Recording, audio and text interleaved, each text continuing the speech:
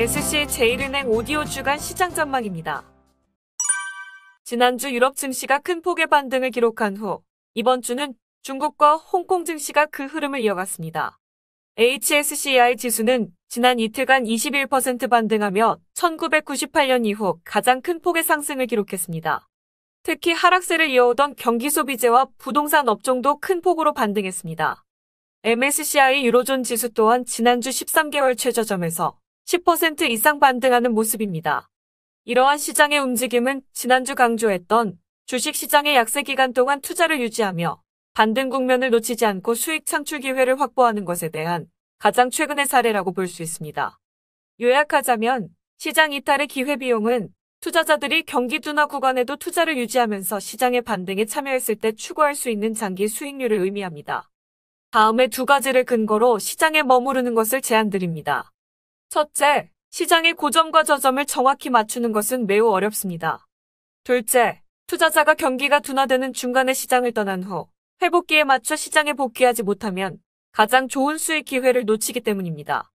예를 들어 1988년부터 2021년까지 투자를 유지한 투자자들은 20배에 가까운 수익을 거두었습니다.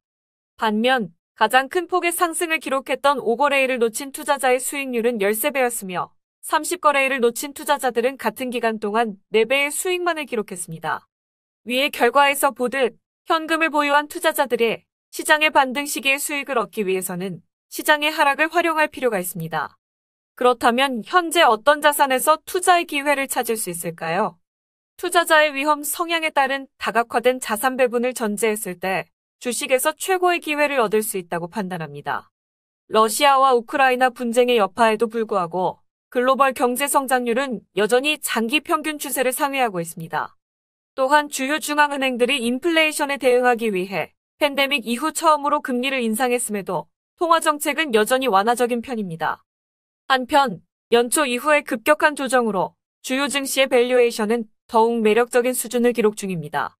주식 내 최선호 시장인 MSCI 일본 제외 아시아 주식의 12개월 포워드 주가 수익 비율은 12.1배에서 거래 중이며 MSCI 유로존 지수는 13.2배 수준에서 거래되고 있습니다. 한편 S&P 500 지수는 19배 수준입니다.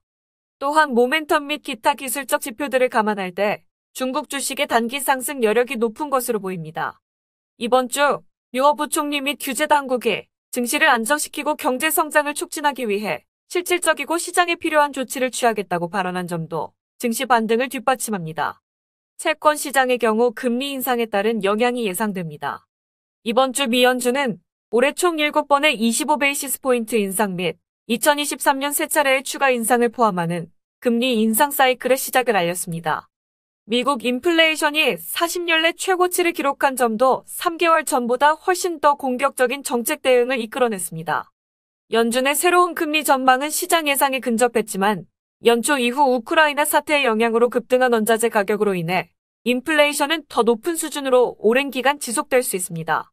연준은 올해 성장률 전망치를 하향 조정하고 2024년까지의 인플레이션 예상치는 상향 조정했습니다.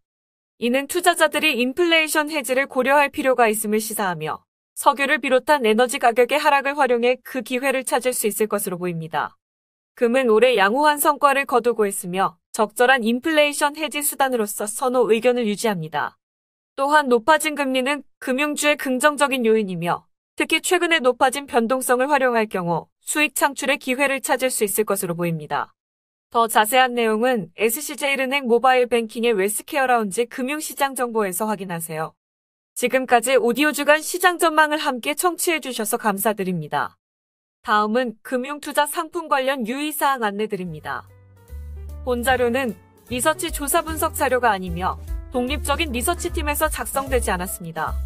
본 자료는 법령 또는 내부 통제 기준에 따른 심의 또는 승인을 받았습니다. 금융투자 상품은 예금자보호법에 따라 예금보험공사가 보호하지 않습니다. 금융투자 상품은 투자원금의 손실이 발생할 수 있으며 그 손실은 투자자에게 귀속됩니다. 외화자산의 경우 환율 변동에 따라 손실이 발생할 수 있습니다. 금융소비자는 해당 상품 또는 서비스에 대하여 설명을 받을 권리가 있으며 그 설명을 듣고 내용을 충분히 이해한 후 거래하시기 바랍니다. 금융소비자는 금융투자 상품에 관한 계약을 체결하기 전 상품 설명서 및 약관을 반드시 읽어보시기 바랍니다.